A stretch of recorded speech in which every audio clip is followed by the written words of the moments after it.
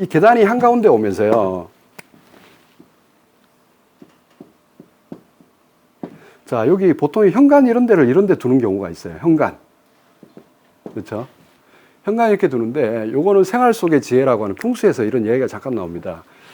이렇게 어디서가 내려와가지고 이렇게 내려오는데, 현관문이 바로 앞에 보이는 거는 좋지 않다고 합니다. 풍수에서요. 이게 왜 그런가요? 맞죠? 뭐가 빠져나가잖아요. 그렇죠? 뭔가요? 복, 운, 재물, 막 이런 것들이 빠져나가죠. 이거 사업하시는, 장사하시는 분들은 이거는 노, 이렇게 안 합니다. 이렇게 하면은 풍수가 너무 안 좋다 이래가지고. 그리고 또 여기 뭐 화장실이 있는 거 있잖아요. 토일렛. 바로 보이는 것도 안 좋다고 합니다. 이거는 뭐 바깥에서 문 열는데 바로 이제 뭐 씻고 나왔는데 이게 바로 보이는 장면 안 좋으니까 맞죠. 이런 거 좀 피해야 된다라는 이야기죠. 물론 현관이 이쪽으로 보내거나 하는 것도 좋죠. 우리 과거의 현관은 대문이 안여닫이였어요. 예를 들어서 바깥에서 여봐라 이러면 안에서 모습들이 와가지고 빗장 열고 문을 여는데 안으로 열잖아요. 그게 이 풍수에 영향을 받습니다. 뭐냐면은 사람은 안으로 맞이하고 복은 나가지 말라라는 뜻입니다. 되게 깊이 있는 이야기가 있죠. 그래서 아무튼 이렇게 됐는데 이 집은 지금 보여드리는 집은 그런 풍수적인 부분은 차치하더라도요. 여기 보시면은 이 계단이 이렇게 보입니다. 계단이 보이는데 이분이 왜 이렇게 이것 때문에 스트레스 받아 했냐면은 계단에서 이렇게 계단 참이에요. 짧아서 이쪽으로 바로 2층까지 못 올라갑니다. 그래서 어디론가를 틀어야 돼. 참에서는요. 먼저 이쪽으로 틀어보니까 여기는 주방이 북쪽이에요. 그렇죠? 되게 옹색해요. 주방 자체가. 왜냐하면 세탁실이 따로 있는 것도 아니고 세탁기가 보이고 식탁이 막 보인단 말이죠. 이렇게 해서 이렇게 올라가려니까 이렇게 틀어 올라가니까 식탁 위에 계단이 보이는 거예요. 반대로 이렇게 하려니까 욕실 위에 또 올라타죠. 맞죠? 그럼 일로 가려니까 이쪽 거실이 다 갉아먹히고 계단이 코너에 몰릴 가능성이 높단 말이죠. 그렇다면 이쪽으로 보내면 어떨까? 그 대안이 여기서는 이쪽으로 타게 됩니다. 사실 이게요. 그러면서 아까와 같은 그런 긴 복도를 만나게 되는데, 그래서 여기서 스텝이 꼬여버린 거예요. 완전히요. 이 계단 참에서 어디로 가야 될지 모르는 거죠. 상황이 이렇게 벌어진 거죠. 근데 이걸 저한테 이제 문의가 들어왔는데, 저는 그거예요. 이런 평면을 보고 있으면 갑자기 그런 생각이 많이 듭니다. 우리가 왜 고스톱이나 바둑 장기 같은 거 보면요. 꼭 그 옆에 훈수 드는 분들 있잖아요. 그분들 눈에는 저게 잘 보여요. 지금 여기 대안이 보이죠? 안 보이세요? 아까 지금 여기 스텝이 꼬였다 그랬잖아요. 보이지 않으세요?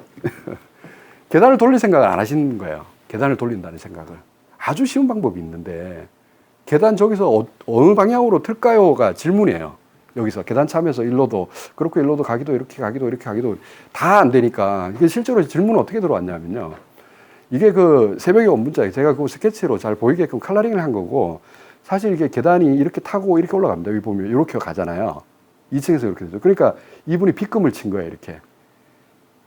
기나긴 복도가 보이죠. 뱅뱅 돌아가지고 2층이 올라가는 거죠. 이게 뭐 찌글땅하고 이거는 차치 다른 문제고요. 지금 현재 이렇게 완 스텝이 꼬인 거죠. 근데 그런 생각을 잘 안 하신다는 거죠. 그러니까 워낙 이렇게 다양한 대안들을 풀어봐야 되는데, 사실 여기 이게 뭐죠? 18평밖에 되지 않습니다. 이 건폐율 때문에 땅도 한 30평에 18평짜리 작은 집이었어요. 그러다 보니까 이 안에서 뭐 할 수 있는 건 없어요. 여지가. 건폐율도 그렇고. 요 안에서 풀어야 되는 내용이죠. 계단을 이렇게 한번 돌려봤어요. 그리고 이 집은 그 거실이 좀 커요. 18평 치고는 거실이 좀 규모가 좀 있어 보입니다. 근데 사실 이걸 이렇게 계단 돌리는 거는 이 안을 능가했다라고 보기는 어려워요. 이 안이. 왜냐하면은 그만한 이유가 있을 거예요. 거실이 저렇게 커야 되는 이유가. 근데 거실을 조금만 희생하면서 다른 게 풀린다라면은 그게 하나의 좋은 대안이 될 수 있겠다라는 생각으로 우리가 18평짜리 주택에 뭐 거실 폭 해봐야 3.6 이렇게 넘지는 않는 집들이 많잖아요. 그래서 한 3.6 정도 이 폭을 확보하고요. 주방하고 다이닝을 이쪽으로 몰고 여기는 세탁실도 나옵니다. 희한하게. 아까는 안 나왔던 세탁실도 나오고. 그래서 요 안이 훨씬 더 좀 나아 보이는 장면이었었어요. 그리고 이 거실도 이 옆구리가 이렇게 뚫려버리면 약간 산만한 느낌도 있거든요. 내가 TV를 보는데 옆에 옆구리에서 뭐 이게 뭔가 왔다 갔다 거리는 장면들도 보이고. 아무튼 이런 것들은 건축주분 눈에 잘 보이지 않았다라는 거죠. 그리고 건물을 우리가 건축 그 설계를 하고 나면요. 그 도면이 속된 말로 현장 가면은 많이 물어 뜯깁니다. 왜냐하면 현장에 일하시는 분들한테는 그 맨날 보는 게 그런 도면들이잖아요. 그분들 눈도 보통 눈이 아니거든요. 그 선생님보다 훨씬 나으실 수 있어요. 대부분 다요. 그러면은 이거는 이래서 안 되고 저건 저래서 안 되고 뭐 이런 약간 끔찍한 이야기들을 합니다. 근데 현장 가면 물리기가 쉽지 않은 구조잖아요. 그때 늦어버린단 말이죠. 그래서 잘 다지셔가지고 많은 대안들을 분석하면서 만들어 가시는 게 좋겠다는 생각이고요. 뭐 시간이 그래서 여기는 요거 하나 말씀드려야 할 것 같아요. 뭐 시간이 뭐 길게 갈 수는 없으니까 요 평면은 왜 제가 끄집어냈냐면 여기에 강의 들어 오셨던 분이었어요. 이분은요. 그래가지고 제가 이런 이야기를 왜 하냐면 제가 SNS 쪽에 활동을 하다 보니까 이런 문제들이 많이 있어가지고 한번 보여드리는 건데 요 사례를 통해서 좀 배우시면 좋을 것 같아요. 요거는 3층 규모의 건축물이고요. 젊은 부부가 그때 오셨으니까 애들이 어리고 3층은 애들 방이 있고요. 지금 좌측은 1층이고 오른쪽은 2층의 모습을 좀 보고 있습니다. 협소주택입니다. 쉽게 얘기하면요. 현관으로 들어와서 보일러실, 화장실 요런 거는 물이나 타일 쓰는 색깔. 요거는 난방하는 공간 이렇게 보시면 돼요. 따뜻한 색깔. 거실 있고 주방이 이렇게 보이는데요. 여기에 불편해 보이는 장면이 하나 보입니다. 뭐가 보이나요? 여러 개가 보입니다. 불편해 보이는 장면. 하나만 찾아보세요.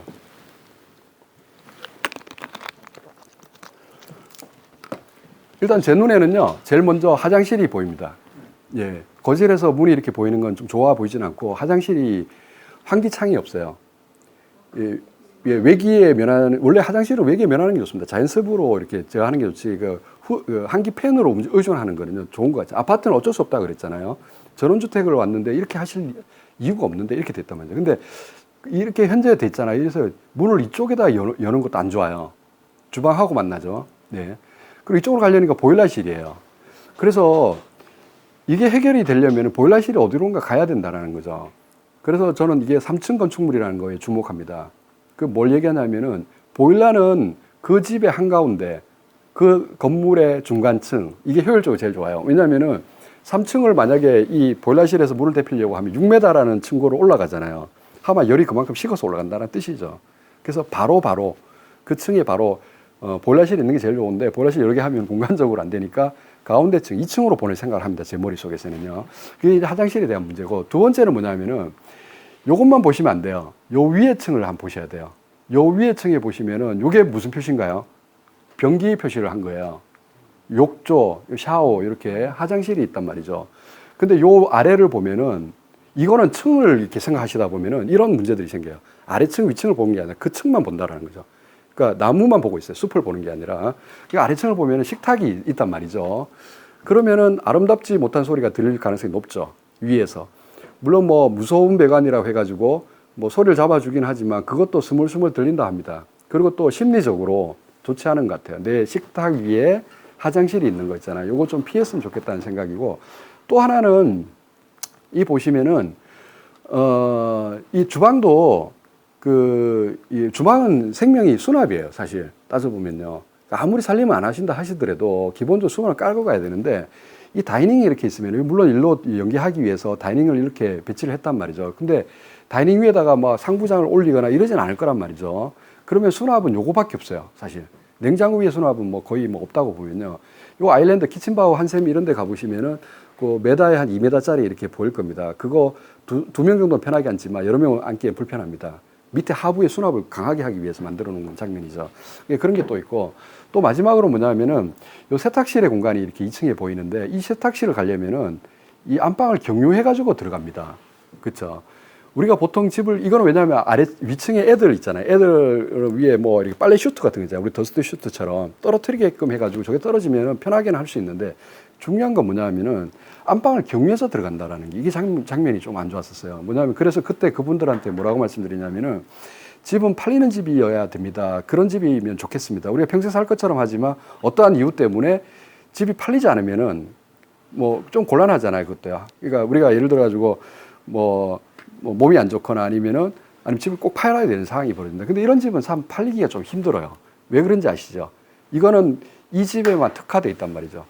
뭐 집은 뭐 인간의 수명을 훌쩍 뛰어넘잖아요. 과거의 기술력으로도 100년이 넘어갔는데 지금이 현대의 기술이란 말이죠. 우리 후대에도 얼마나 쓰임 있는 집이 그게 참 좋은 집이라고 저는 생각합니다.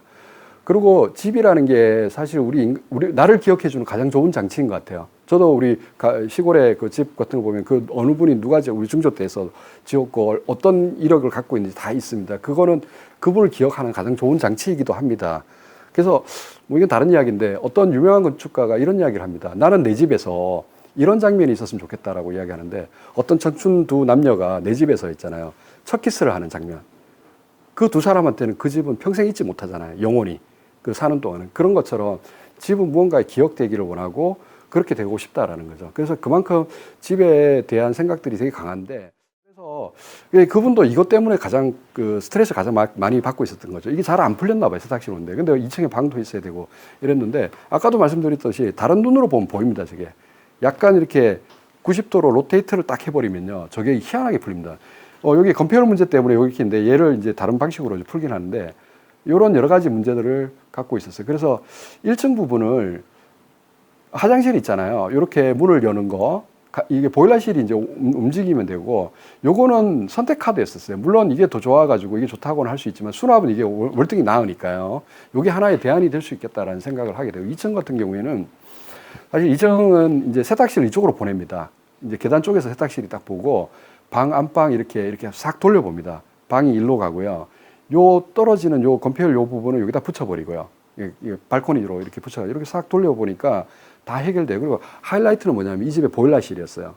근데 보일러실이 꼭 나 여기 좀 넣어줘 하는 그런 느낌으로 다가온다라는 거죠. 그러니까 보일러실이 저기 딱 들어가니까 이제 그 층의 가운데 이 전체에서 센터에 딱 들어가는 게 효율적으로는 정말 좋죠. 저런 것들이요. 그래서 물론 여기 소음이 뭐 시끄러우면 반대쪽에 문을 열거나 하는 방법들은 얼마든지 있으니까요. 그래서 그분은 이제 아주 좋은 팁을 갖고 갔는데 아까도 말씀드렸듯이 여러 가지 뒤집어 봐야 되는데 이게 훈련이 되지 않으면요. 잘 안 보인다라는 거예요. 물론 이게. 그런 면에서 이제 이런 이야기를 좀 듣고.